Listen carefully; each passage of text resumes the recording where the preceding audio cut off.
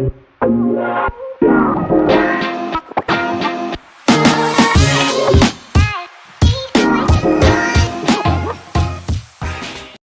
everyone, and welcome back to another episode of Lawyer Mom Diaries. I'm your host, Lalaine. In this episode, Michelle is not with me because she's currently enjoying her maternity leave as she gave birth to her beautiful baby girl. We're so happy for you, Shell. Enjoy all the newborn cuddles. But today I am joined by another lawyer mom who happens to be my classmate back in law school. She is a prosecutor and probably one of the most energetic lawyer mom I know. She's not just a prosecutor, a lawyer. She somehow finds time for not just the one, but number of sports from badminton, Zumba, pilates, golf, and so on and so forth. Please welcome Prosecutor Christine Marie Naranjo-Gatchalian.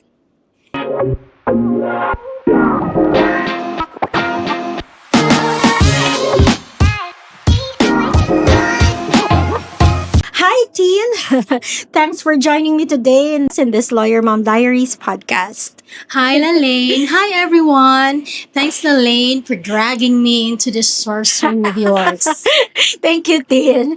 This podcast, actually, Tin, is entitled Lawyer Mom Diaries. It is the aim of our podcast to feature some lawyer moms to inspire not just lawyers, but also moms and even women, empowered women out there to our different stories of the different lawyer moms. So, first, tell us something about yourself as a lawyer.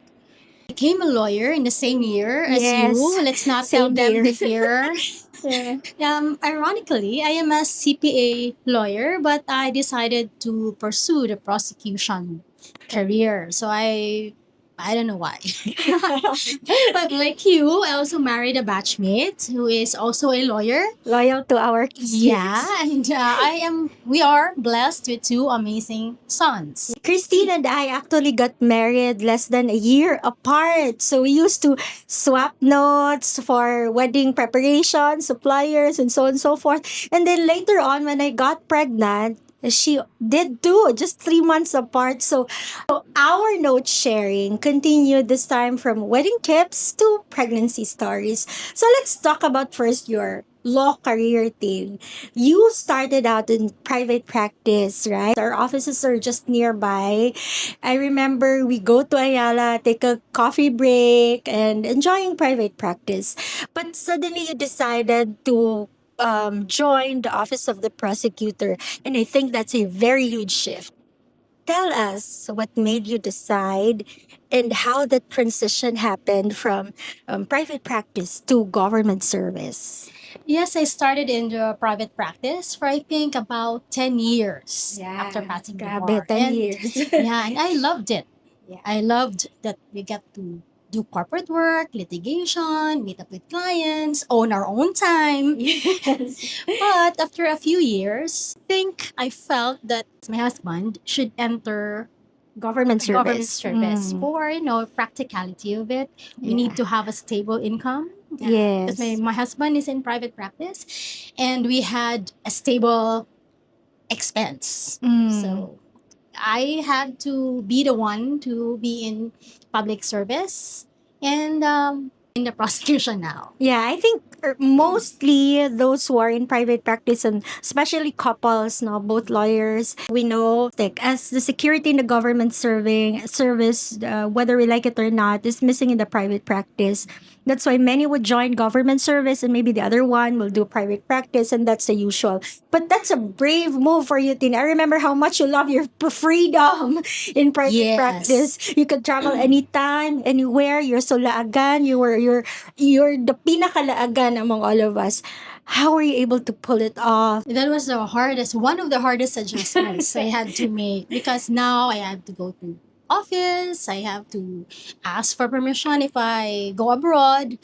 But I realized that if you just plan it ahead, and there's no problem. This is not much of a problem. Yeah, because you have to secure travel authority, right? Yes, we have to Before secure it. you. So we have to plan ahead. You have to set our dates Yeah, before because that. to be fair, you didn't seem to stop traveling even if you're already in government service. You still managed to travel quite often. And so, how did you actually manage it? Work, So as I've said earlier, it's about planning. planning ahead. Yes, planning Like, ahead, planning ahead of time. like 1 year ahead. In our office, we submit our intended Leave, yeah, leave yeah. days a year ahead. So I will submit mine this year for next year. Wow. Yes, that's how it is. Unlike someone else, you know. Unlike you, Last unlike in minute. private practice where you can just travel tomorrow, go abroad tomorrow, but in public service, Yeah. yes. And I think Christine is known also for the travel planner among the Barkada. And she usually seat sales, right? Yes, that's how I get to travel. In traveling, even if you're in the prosecutor's office or in the government service, it's not a hindrance, It's right? not. It should not be for me because it's also Para-paraan lang. it's my way to de-stress. I like to Yes. de-stress. Workload is so much for us. So, if there's a will, there's a way. Yes, I agree. And that should remind us also. Now, as a prosecutor, what would you say is your biggest challenge as a fiscal?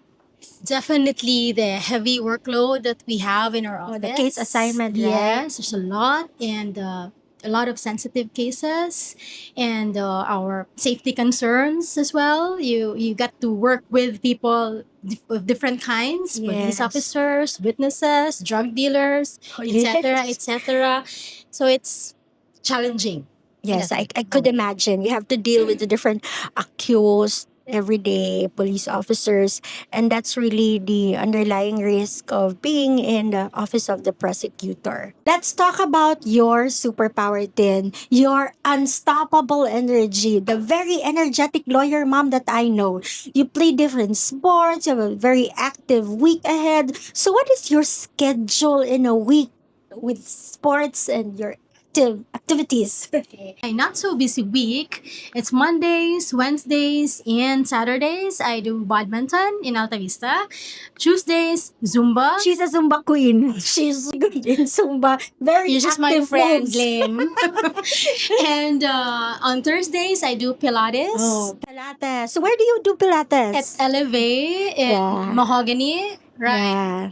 This near Landers. And you have a very, very good instructor, Yes, right? a very good instructor. I really recommend you try Yes. it. And then on some days, I try to squeeze in golf. It's Wow. more challenging for golf because you have to spend at least 4 hours. So Yeah. unlike all the other sports, I can just do it after work, in between work. This one, you have to spend some time. So Tintin, imagine every day you have an activity for yourself. You really make time for it. And I think many working moms would say, like me, how does she even do that? What's your secret? And what's your mom hacks for staying so active and still managing to work and spend time with your family? I think the biggest one is you don't overthink it. You just Like- do it. Like what I do. Yeah, you Overthink. overthink it. You just do it. If you want, you can just walk. You can dance by yourself. If you don't have time, you can play with your kids. It's an activity also. It doesn't have to be perfect. It doesn't have to be in a gym. You can do it anywhere as long as you're sweating. Yes. I should do that. You have to stop feeling guilty for yourself Yes. for giving time for yourself to sweat out, to de-stress. Because I think when you take care of yourself, you're better off as a mom, right? Yes, You're better off as a definitely. lawyer. Definitely. And as a wife. Yeah, of course. But I'm so guilty of that thing. I'm very lazy. I'm the laziest. I've never really been the sporty type of person. So opposite of Christine and my husband. I only play golf, but it was like incidental because of the generosity of my clients who invited me. And well, of course, I liked it in some way or another. And it's like a bonding time with my husband because we both play golf with Christine and her husband. But unlike her, I seriously lack time and the drive to keep on going. But you're right, though. Moms really need that reminder that self care isn't selfish. It's actually part of our survival. Exactly. I'm blessed to have a very supportive husband who allows me to do my thing. And my kids also support me in a way. And I have a mom. Hi, Mom C. Hi, Mom Who C. is 80-ish and still does Pilates with Yes, me. she's so amazing. She does Pilates better than me. Well, she's 80 plus, but she's really the do Pilates consistently than I do. Yeah, and also I've read somewhere that behind every mom you see in the gym is a woman trying not to give up on herself, which is true. Yes. You should also go back I to should Pilates. think about it. Now let's go to some pieces of advice, Tin, because you're a sporty mom and I'm not, for example. And how would you tell those sporty moms out there, and even those who has kids or who have kids that aren't exactly into sports? Like for me, my son is into sports, just like his dad. But of course, my ate is just like her mom. What advice can you give to those sporty moms like you and have kids who are not as sporty as they are? I'd say let your kids find their own rhythm. So let them discover for themselves which sport they'd like. And do not force them in a way, but Are you really sure you haven't forced them? yeah, in a way, I'm guilty of that. I force my sons to enroll in golf every summer just so they will not be staying at home watching TV the whole time. But they're okay with it, I think. I believe. They're Yeah, because happy. I think so. If you do not give them the opportunity to know the sports, they will not discover if they're really happy and confident with what they like. So if you don't bring them to golf, they wouldn't know that I probably like golf. True, Yeah. So true. we're guilty of that, forcing our kids to bring them to swimming, to badminton. But in the end, if they say that it's not really for them, we just have to support it anyway. Really, Lane, is helping them discover what makes them happy and confident. Yes. Whether it's sports, art, music, or anything else. So we're happy when they're happy. Right? Yes, that's correct. We just have to know what they really love and we'll just be very supportive. But initially, we just have to give them the All opportunity the first. opportunities. Yes. In other words, pugsun sa pagsugod. How about for the mommy teen? What can you say and what can you tell about what advice can you give them? I really believe for moms, you should stay active. Not to compete, but for me, Lane, it's to compete. Anyway, not She's to very compete. competitive person. Not to compete, but for their health, to stay healthy. It's not about being the best at a sport, but it's really nice to be the best in everything else. I don't believe in you. It's about having the energy to keep up with our kids. You know, my kids are very hyperactive. You know that, Nate. So I need to keep up with them, and also our careers. You know, it's very very challenging. So we need to have the good health, And be healthy, energy. the Yeah. energy to So do it. don't believe her. It's not to compete. She's the most competitive person I know. She doesn't settle for last place. She wants to be the champion and has to join all the activities. Really, it can be first runner up. I'm okay with it. Yes. But anyway, how about your advice, Teen, being a prosecutor? I know it's very demanding job mentally, emotionally, and with all the security issues and even physically at time. What advice can you give to new lawyer moms who are still trying to figure out which path to take in their professional line, or even those like in private practice that are still in crossroads? What advice can you give them? It's actually a very good question because when we started out, we had to discover on our own, right? You have Yes, that's correct. But my advice is you have to be honest with yourself about what truly matters to you. Because every path in law has its reward and sacrifices. Like in private practice, it gives you flexibility and financial opportunities. But government service also offers stability and deep sense of purpose. And as a mom, you have to find out the balance between career and family time. Yes. Okay, there's no perfect setup. Just seasons in life where one takes priority over the other, and that's okay. You have to be okay with it. Now, what's important is that wherever you are, you give your best. Keep learning and never lose sight of who you are beyond your profession. Well, that's a good advice, Tin, because we really we experienced that. At the same time, we were in the private practice. We had some crossroads, and yes, it's good to share to others that who will be undergoing that stage or who are undergoing that crossroads in It's life. okay. It's It's okay. It's a normal. It's a normal emotional problem that you're facing. Okay, let's have some fun before we wrap up this episode. A quick fire round. Just give me the first thing that comes into your mind. Okay, favorite time of the day.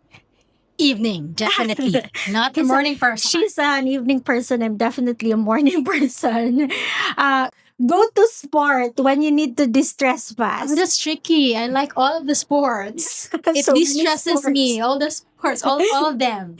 One thing that motherhood taught you about being a lawyer. Oh, definitely patience. Yes. And the art of deep breathing. Kalma lang. Kalma lang. Patience. Yes, That's we true. need it. And one thing that lawyering taught you about being a mother. Oh, it taught me to reason out with my very inquisitive child. You know, he has a brilliant son who can't stop arguing. So yeah, it's good Smart thing that ass. both of you parents are lawyers. Yes, and we lose to him. Duh. Of course, travel. I work the travel. You know that. Lagan good ni siya. In closing, thank you, Tin, for joining me today. You've shown that being a lawyer mom isn't just about balancing. It's about living fully your life. You serve, you move like you're so energetic, your mother, and you make it look so easy. Well, here I am so lazy. Thank you, Lalaine. It's been nice catching up with and sharing stories with you. Yes. And I just want to say to all the moms out there, you're doing great. Give yourself a pat at the back. Whether it's in the office, in the courtroom, in badminton court, or in the golf course, or at home, you're winning in your own way. Or in the bedroom. Or in the bedroom, yeah. Why not? That's beautiful, Tin. And to all our Lawyer Mom Diary listeners, thank you for tuning in. Remember, being a lawyer and being a mom are both full-time jobs, but with the right heart, the right hustle, you can do both with grace. And this has been Lawyer, Lawyer Mom Mom Diaries. Bye!